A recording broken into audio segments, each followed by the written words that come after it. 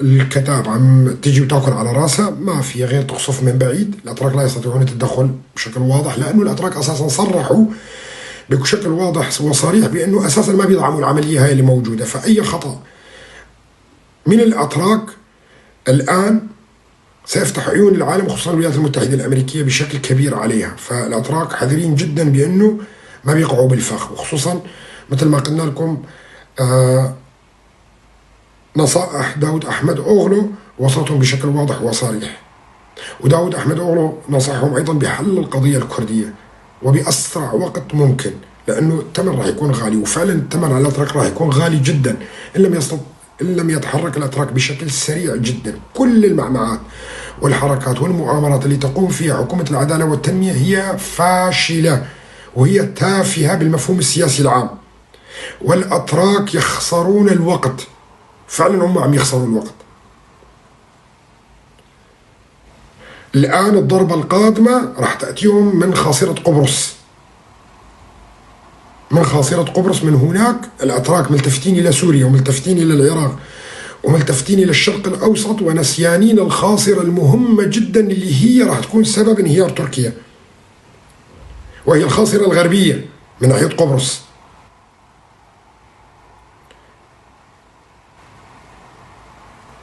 فالأتراك إذا ما تحركوا بشكل كبير وسريع ومنصف للقضية الكردية راح يكون الثمن غالي وغالي جدا.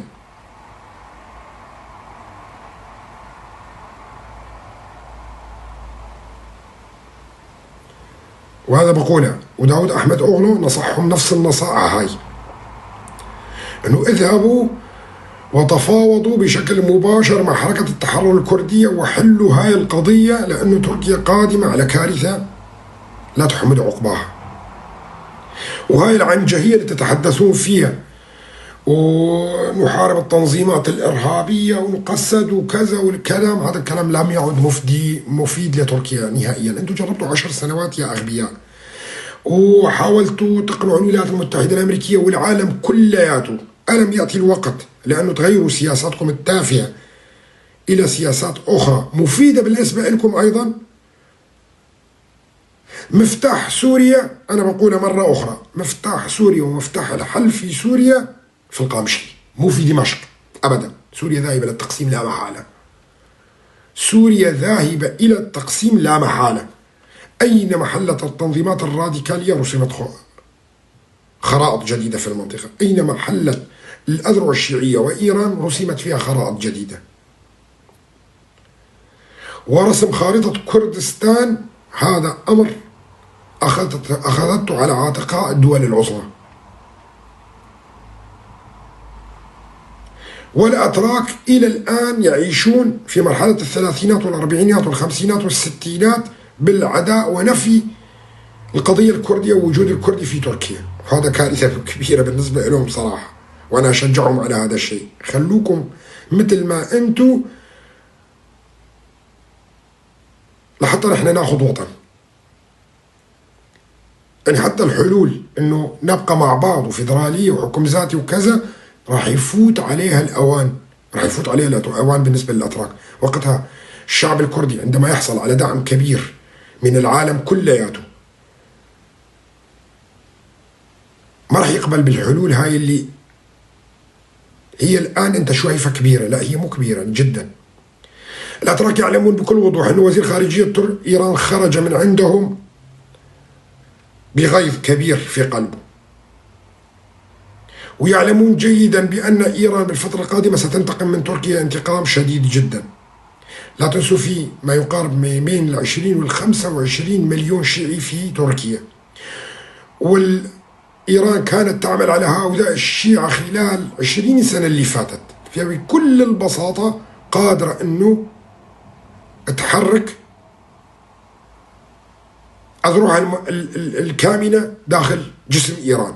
أنتم كلكم تعرفوا ايش قد عدد العلويين وعدد الشيعة الأتراك اللي موجودين، وقادرة أنه تدعم حركة التحرر الكردية، وستقبل حركة التحرر الكردية من أي جهة كانت، حتى لو كانت من شياطين الزرق، الدعم، وهذا أمر طبيعي.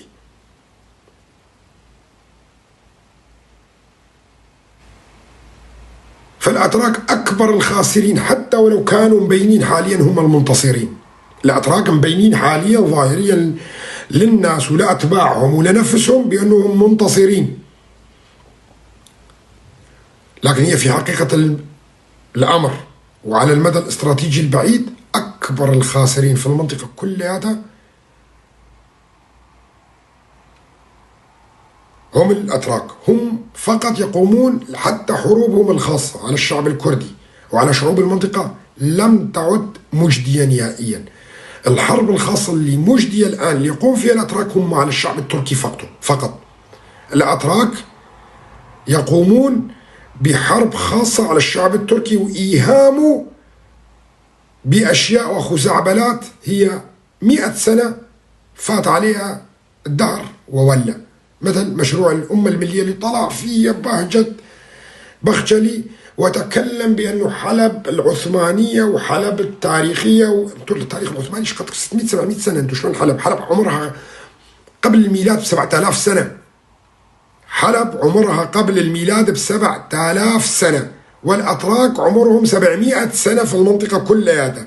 فشلون هاي الدولة التاريخية العثمانية؟ هلا كل من يجي بده يحكم له 200 300 سنة وكذا وجايين من أصقاع الدنيا كلها. طيب ليش مو حلب كردية مثلا؟ الأيوبيين كمان حكموها، حكموا حلب وحكموا الشام وحكموا كلياته، كان باسم الدين كمان. وحتى الدولة العثمانية، مو هي الخلافة العثمانية سميتوها؟ كمان كان عندنا خلافة الكردية اللي كانت هي بالزمن الأيوبيين. خليفة كان كردي ولا ما كان كردي؟ سيطر على المنطقة هاي كلياتها. ومصر كمان، لا نرجع نطالب بمصر؟ نرجع نحن مثلكم يعني نفس تفكيركم هذا نطالب بمصر؟ مصر حكمناها وصلاح الدين حكمها كذا سنة، وقبلها حكمها الحوثيين والحوريين مئات السنوات.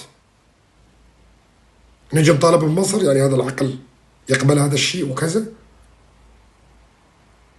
عشان كذا الأتراك تافهين.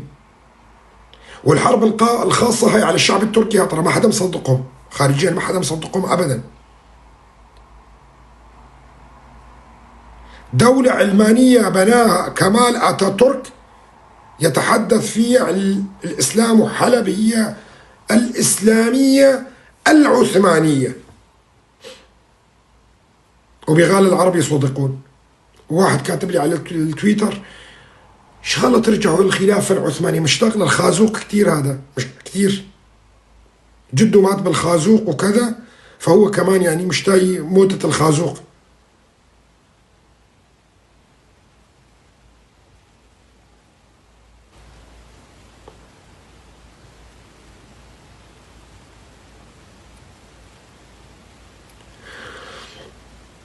هؤلاء أكثر الخاسرين. وتركيا على المدى الاستراتيجي البعيد لساتها عايشة بوهم قديم وتافه، والغبرة صار عليه مترين ووقت ولا وذهب، ولسه بيتحدثوا بتلك الخطابات الشوفينية، تلك الخطابات التي يعني ما بيضحك فيها إلا على السذج اللي هم من الشعب التركي.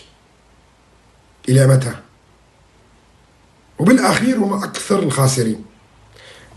خلي المواضيع الدولية تكتمل وراح نشوف خسارة الأتراك اللي أكثر دولة راح تخسر في منطقة الشرق الأوسط كلياته. مو إيران، ها، الأتراك.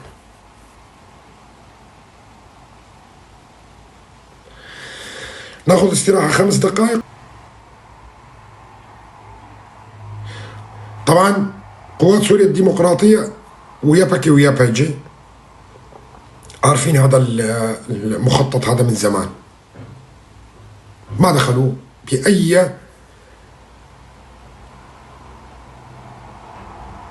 مؤامرة من المؤامرات هاي. هلا راح نشوف التطورات الجديدة اللي راح تحصل، وهي سجلوها. فترة قليلة جدا ستقوم قوات سوريا الديمقراطية باجتياح غرب الفرات من ناحية دير الزور والسيطرة على الشريط الحدودي بشكل كامل.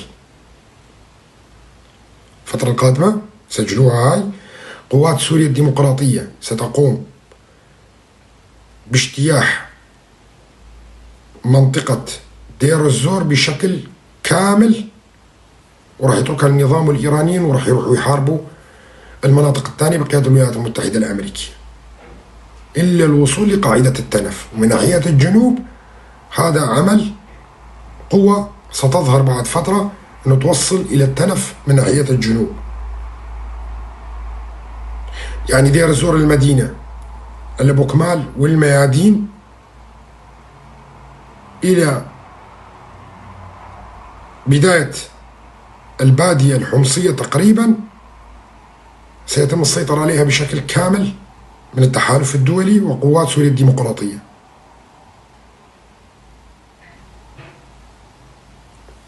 راح نشوف بعضنا. أضحك الآن كتير بس أيام قليلة وراح نشوف هذا الموضوع. طبعا بالنسبة لغرب الفرات هناك مشروع آخر أنا تحدثت عنه، وهي الحرب الثالثة. بعد ما تنتهي الحرب الثانية الآن النظام والإيرانيين والروس راح يحاربوا، والدول العالمية كلها راح تدعم بشار الأسد، راح يحاربوا غرب الفرات، يقوموا بتدمير المدن تقريبا وإنهاكها. بعدين راح تتدخل فيها التحالف الدولي حسب اتفاقية لافاروف وكيري عام 2016. مين سمع اليوم خبر هام للغاية أنا تحدثت عنه كمان قبل 4-5 أيام؟ الروس اليوم قاموا بسحب أسطولهم البحري من قاعدة طرطوس. الروس ليست لديهم مصلحة في سوريا نهائيا، ذهبوا وتوجهوا لأوكرانيا لحتى يستطيعوا أنه يأخذوا أكبر قدر ممكن، لأنه جايين على طاولة المفاوضات بعد 20 يناير، والروس خارجين من الشرق الأوسط. وأنا هذا الحديث تحدثت عنه معمقا خلال السنتين اللي فاتت، وقلت لكم أي حل في أوكرانيا اعلموا أن الحلول في سوريا ستبدأ بالحل. وتحدثت عن هذا الموضوع مطولا كتير، وراجعوا التسجيلات كلياتها، ومو مرة ومو مرتين ولا 3 مرات ولا 10 مرات ولا 20 مرة. الروس بدأوا بترتيب أوراقهم، قريبا سيغادرون سوريا بشكل نهائي. ستستلم الولايات المتحدة الأمريكية زمام المبادرة في سوريا بشكل كامل بعد الحل في أوكرانيا. طبعا اليوم الفرقاطات الروسية والبواخر الروسية غادرت ميناء طرطوس، وأعتقد اللي بيتابع الصحافة العالمية شاف هاي الأخبار، اللي شافها بس بيكتب لي أنا شفتها، بس من دون كذب، لأنه فعلا نشرت بالصحافة العالمية كلها. العقود لن تذهب، العقود تبعيتهم محفوظة، ولن يسمحوا لنظام الأسد بالسقوط عسكريا أبدا حماية لتلك العقود. وضامن الولايات المتحدة الأمريكية للروس كل عقودها. قريبا رأيت دور التحالف بشكل واضح في سوريا أكثر. كل الصحافة العالمية أغلبيتها، الفاينانشال تايمز،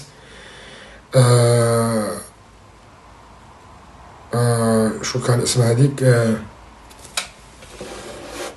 الصحافة الأمريكية، واشنطن بوست، كثير من الصحافة تحدثت عنها. بس اكتب بجوجل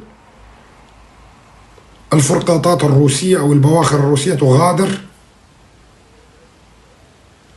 طرطوس، راح تشوفها. نعم عم تنسحب، كل العالم عم تكتب، الانتيبندنت كتبتها نعم، قناة التغيير قالتها نعم. نعم،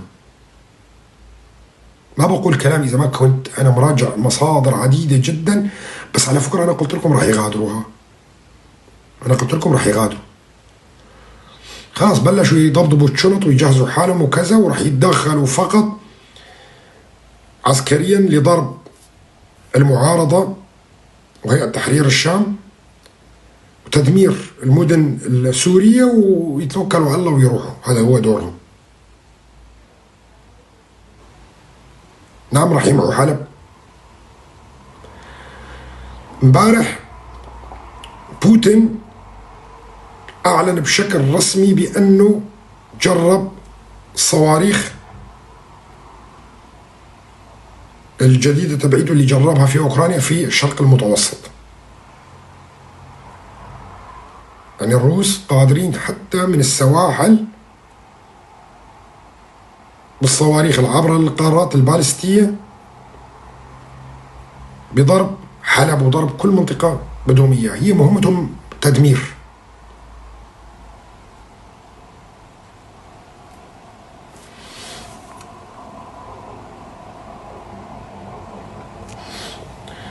على من نجي الناحية العسكرية، طبعا انتم بتشوفوا الاخبار كلياتكم، ما في داعي اتحدث فيها، انه تقدموا دخلوا حما، دخلوا وين ما بيدخلوا، هذا الامر غير مهم نهائيا.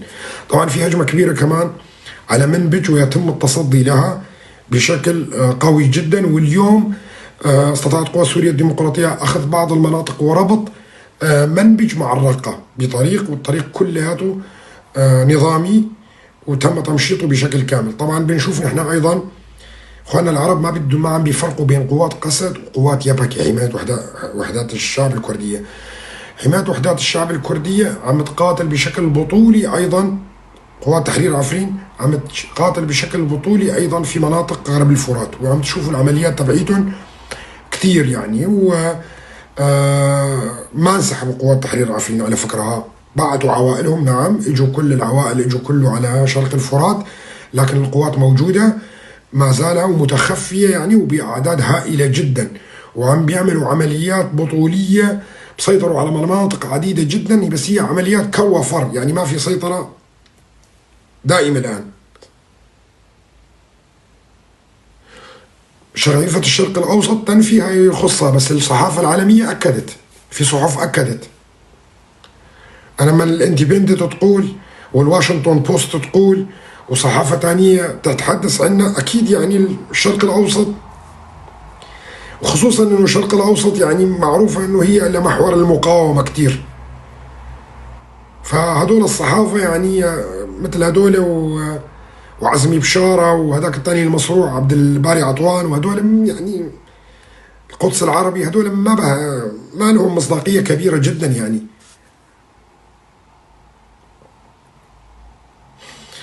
أنا طبعا بقول حلب سوف تتدمر، حلب سوف تتدمر، هذا أمر يخص أهل الشيخ مقصود، إذا بدهم ينسحبوا ما بدهم ينسحبوا هذا أمر يخصهم، بس حلب إدلب حتى لو أخذوا حما، كل هاي المدن تبعية العرب السنة سيتم تدميرها عن بكرة أبيها. بقول لكم إياه عشان يكون واضح. أنا سنوات وبتحدث عن المؤامرة على العرب السنة، بتحدث عن المؤامرة على العرب السنة. طيب نرجع على موضوعنا الأساسي. مثل ما قلنا لكم، قوى سوريا الديمقراطية خلال الأيام القليلة القادمة رح تتقدم وتأخذ المناطق هاي كلها حسب وجهة نظري الخاصة. أنا كشخصيا أنا بتحدث هذا الموضوع، أني أرى أن الولايات المتحدة الأمريكية والتحالف الدولي سيتقدم لربط التنف مع شرق الفرات، وراح ياخذوا كل المدن اللي موجودة في الضفة الأخرى اللي هي تابعة لمحافظة دير الزور، يعني مثل دير الزور المدينة، البوكمال، الميادين، وباقي القرى والقصبات اللي موجودة في المنطقة كلها، وإغلاق الشريط الحدودي بشكل كامل، والتقدم إلى أطراف البادية، وبناء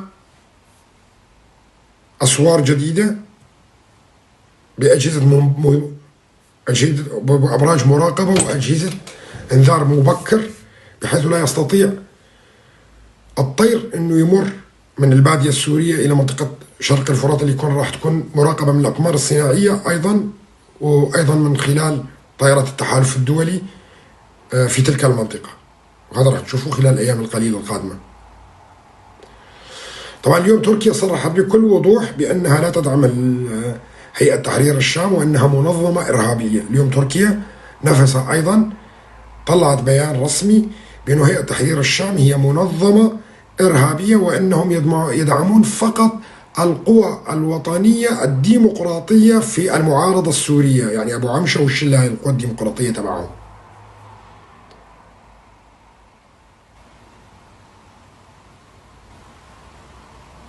حتى تركيا أخذت بنصيحة أحمد داوود أوغلو، وفعلا هذا الرجل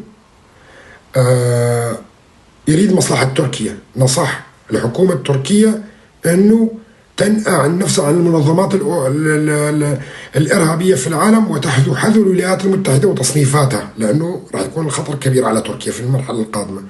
فاليوم الأتراك طلعوا بيان فعلا قالوا فيه نحن لا ندعم هيئة تحرير الشام أبدا، نحن ندعم فقط الفصائل الجيش الوطني اللي هي تابعة لهم.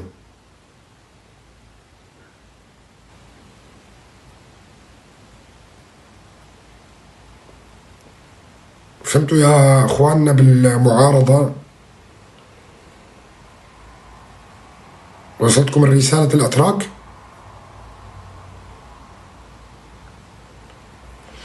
ما في مشكلة، لا عادي جدا، احنا الدنيا كلها تتوقف قدامنا، قادمون قادمون وبدنا، ما في ابدا هيك هاي، ونحن منتصرون حتى لو خسرنا، حتى لو ابادونا، حتى لو شلعونا من الارض، لو دفنونا فوق تحت البنايات تبعيتنا كلياتها، نحن منتصرون، حتى العرب انتصروا حتى لو هزموا. هيك هي المبادئ عندهم دائما، ما في حروب يخسروها العرب. العرب ما بيخسروا حروب، تروح فلسطين، تروح سوريا، يروح العراق، يروح الدنيا كلها، العرب منتصرين. هيك ما راح يفهموا، هذا أمر طبيعي.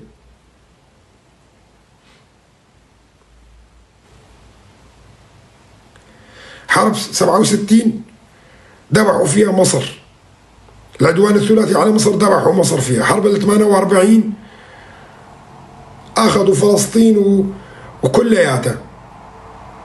حرب 73 التحريرية نزلوا فيها عن الجولان وسلموهم القنيطرة على أرض كاملة ولا فيها بناية، وانتصر العرب.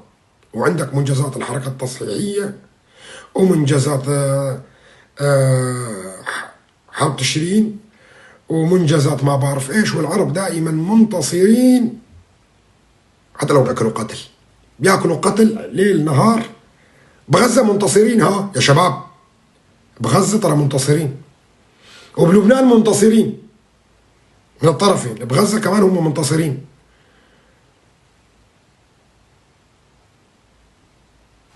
ولسه في منهم يقول لك صدام عايش. نعم، وصدام عايش وراح يطلع كمان.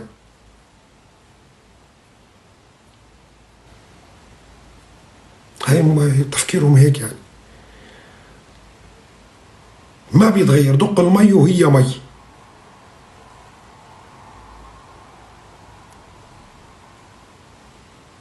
دق المي وهي مي، ما في. العرب دائما منتصرين، يا ما فيك تحكي. حتى لو ماتوا كلهم، حتى لو آلاف الشهداء، بنية التحتية كلها تدمرت، يضلوا هم منتصرين.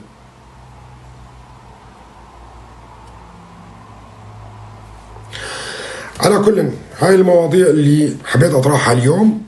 طبعا رح نتحدث عن مواضيع سياسية أعمق خلال الأيام القليلة القادمة، بس احنا بنروح مع الأحداث الآن ونعطي تحليلات على الأحداث. تصريح الأوروبيين بشكل كامل، حتى الصين، تصريحات الصين، تصريحات اليابان، كل الدول والصحافة العالمية تتحدث بشكل وضوح عن السياسيين العالميين بأنه هذه المعارضة هي معارضة متطرفة، وأنه يجب دعم بشار الأسد لحتى توقف زحف هذه المعارضة اللي انبثقت من رحم القاعدة. طبعا هلا هنا كل التنظيمات الموجودة مع الائتلاف بالمستقبل أيضا، لأنه وقفوا، تصريحاتهم كانت واضحة جدا بدعمها للهيئة، سيوضعون بقوائم السوداء، وعلى رأسهم أيضا أناكسي. المجلس الوطني الكردي باعتباره هو الشريك في الائتلاف الوطني، وهو مؤيد الائتلاف، مؤيد للحركات الإرهابية، فأيضا يعتبرون الآن هي حركات إرهابية. من يؤيد الإرهاب فهو إرهابي. طبعا أنا بصراحة بدعو الإدارة الذاتية بإغلاق مكاتب هؤلاء الإرهابيين بشكل كامل في شرق الفرات، وتقديمهم للمحاكم العادلة أيضا بسبب قياداتهم اللي بيأيدون وعلى تواصل مع الإرهاب. أنا على المستوى الشخصي اللي بيأيد الإرهاب يكون في منظمة بتؤيد الإرهاب فهي إرهابية، وسيصنفون قريبا. أري عزيز بيه جرماني اكتبوا لنا يا هذا من جماعتهم. أنا على المستوى الشخصي هنا أنا ماني مسؤول ولا أي شيء، بس على المستوى الشخصي أطالب بإغلاق مكاتب أنكسة وتقديم قادتهم كلهم للمحاكم، تقديمهم للمحاكم. أنا كشخصيا أنا بقول هذا الكلام. أو على القاعدة الشعبية اللي موجودة في أحزابهم الاجتماع مباشرة وفصل تلك القادة واختيار قادة جدد مختلفين. ما عندنا مشكلة مع الأحزاب نهائيا أنا كشخصيا على المستوى الشخصي، لكن هؤلاء القادة اللي موجودين هم داعمين للائتلاف اللي هو داعم للإرهاب. وأنا منصف بهذا الموضوع. اختاروا القاعدة الشعبية قادة جدد، وأنا أول واحد راح أدافع عنكم لو الإدارة الذاتية رفضتكم أو حاربتكم. أنا أول واحد اللي راح أكون ليل نهار راح أفتح بسات وأنتقد الإدارة الذاتية إذا عملتوا هذا الموضوع. غير هيك على الإدارة الذاتية إغلاق جميع المكاتب اللي موجودة في شرق الفرات وتقديم القادة الموجودين فيها إلى محاكم الشعب، حتى ولو كانت أحكام غيابية، حتى ولو كانت أحكام غيابية. هذا بالنسبة لأنا كسي طبعا اللي هو جزء من الائتلاف، اللي هو جزء من الائتلاف. فأمر واضح، لأنه الأيام القليلة القادمة بالأساس كل هؤلاء القادة راح يعتبروهم شركاء الإرهاب، وما راح يكون لهم أي دور في سوريا المستقبل نهائيا. هم اختاروا طريق الخطأ وأصروا على البقاء فيه فيتحملون نتيجته.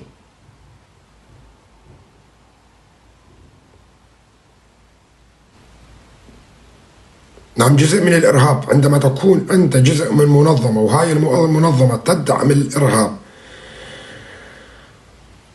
كما يصوره العالم كلياته، فأنت جزء منه، فأنت جزء منه. وأي إرهاب يعني ليس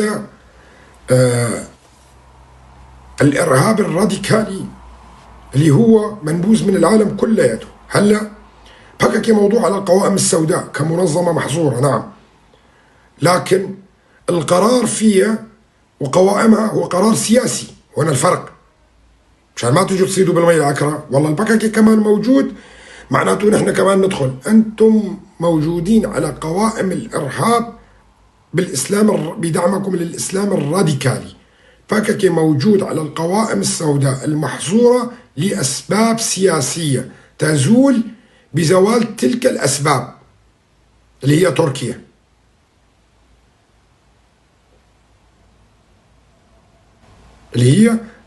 عندما تركيا تصل إلى اتفاق مثلا مع بككي، وعم نشوف احنا الآن حديث كبير جدا في تركيا على ايش؟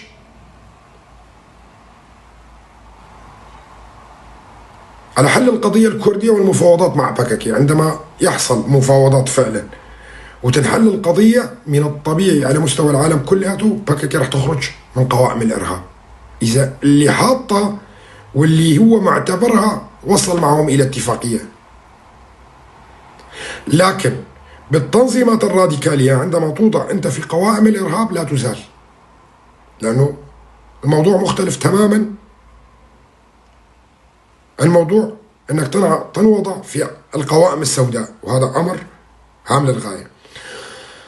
طبعا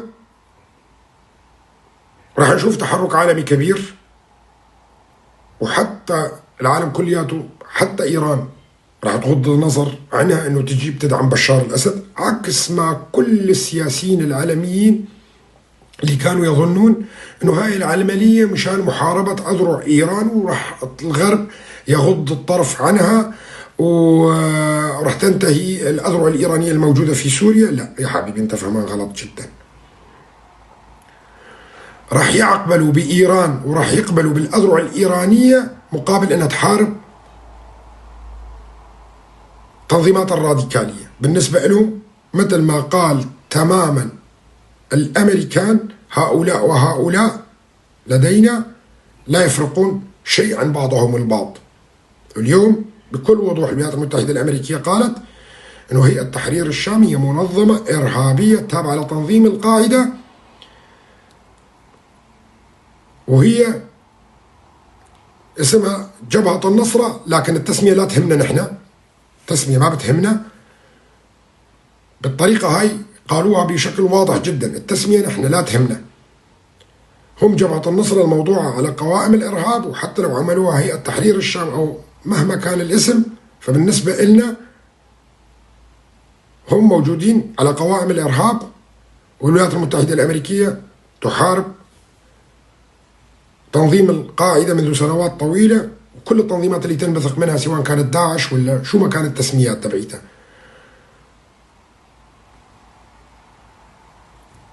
الخطأ الفادح اللي وقعت فيه المعارضة السورية أنا أتفهمه، بعض الناس أتفهمه. ليش؟ لأنك أنت بدك تخلص من بشار الأسد بأي شكل من الأشكال.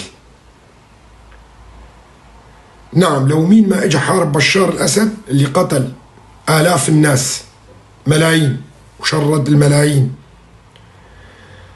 وفي بالمعتقلات مئات الآلاف اللي ما حدا بيعرف مصيرهم أبدا، كلياتنا ضده.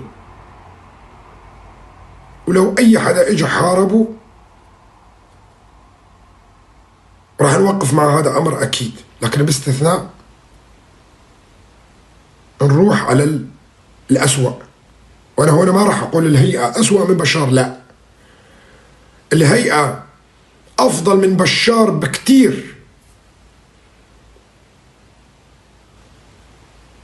الهيئة وهي كتنظيم إرهابي وكذا أفضل من بشار بآلاف المرات كمان، لكن بالمنظور الدولي الأمر مختلف، الأمر مختلف تماما. هم ينظرون نظرة مختلفة على النظرة اللي إحنا بنشوفها. اللي كتب لي خطاب أبو محمد كان فيه إيجابيات كثيرة، نعم يا سيدي، لكن هذا لا يشفع، هذا لا يشفع. أنا بقول لكم إياه بكل وضوح، نحن ذاهبين إلى كارثة. صدقوني ستدك كل المدن اللي سيطرت عليها الهيئة، مثل ما حصل في الموصل تماما. مصير حلب هو مصير مثل ما حصل في الموصل، سيتم تدميرها تدمير. وإدلب نفس الشيء، كل مكان تدخل الهيئة سيقوم كل العالم بدعم بشار الأسد، وهم نفسهم استنوا شوي، ترامب جاي، هو نفسهم راح نشوف شو راح يتخذوا من قرارات.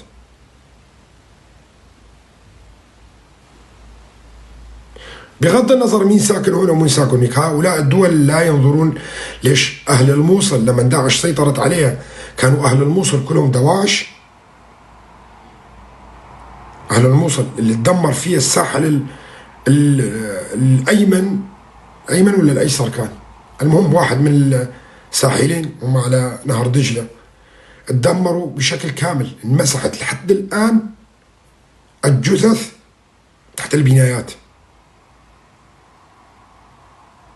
لحد الآن الجثث إلى الآن وقتنا الحالي في جثث تحت الأيسر، لحد الآن الجثث تحت البنايات ما استطاعوا، لحد الآن بيحفروا بيشيلوا كذا، وهي بيلاقوا جثث بالمئات.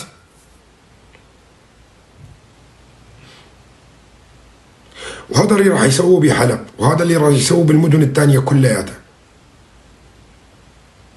راح يصير أبشع من ما سواه بشار الأسد، محرقة بمعنى الكلمة. وأنا هاي حذرت منها كتير، سنتين أتحدث إنه المؤامرة هاي كلياتها هي على العرب السنة.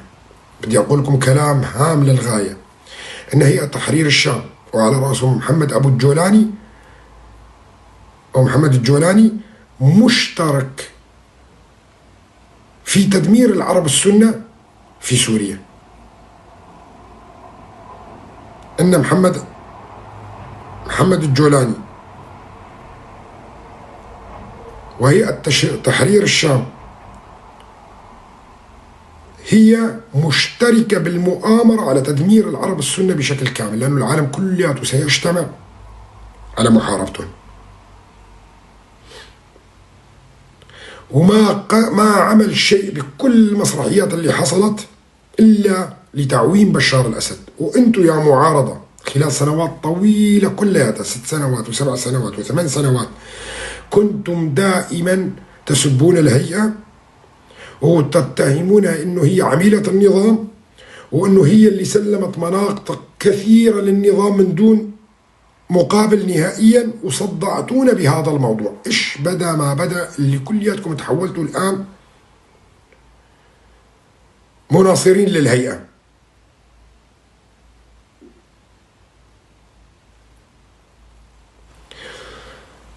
الجيش الوطني فيه كتائب كثيرة جدا أيضا محسوبة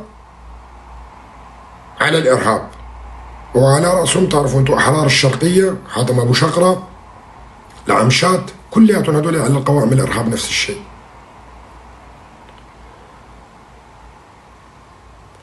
تدمير سوريا قادم لا محالة بالوضع اللي أنا شايفه الآن، وبعد قراءتي للتصريحات السياسية الموجودة في العالم كله وقراءتي للصحافة خلال 4-5 أيام اللي فاتت كلياتها، ولهذا الكلام أنا قايله قبل 2 سنين أيضا. قلت لكم المنطقة كلياتها، الخطة اللي مرسومة للمنطقة كلياتها إنه تنظيم القاعدة هو اللي يسيطر على غرب الفرات بشكل كامل، وما جبت اسم مدن، قلت غرب الفرات بالكامل. الآن سيتم دعم بشار الأسد وإيران والروس لتدمير البنية التحتية بشكل كامل للعرب السنة والقتل أكبر عدد ممكن. وبعدها رح تيجي على البارد المستريح الولايات المتحدة الأمريكية وتجتاح المنطقة هاي كلها بعد أن يفشل النظام والروس والإيرانيين بالقضاء على جبهة النصرة. بس رح يدمروا،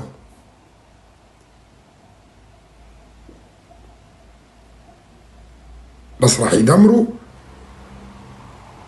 المنطقة كلياتها، وما راح يستطيعون القضاء على الهيئة. راح تتدخل الولايات المتحدة الأمريكية بكل سهولة، وراح تشوفوا كيف أبو محمد الجولاني راح يبلش يسلم بعض المنطقة للتحالف الدولي.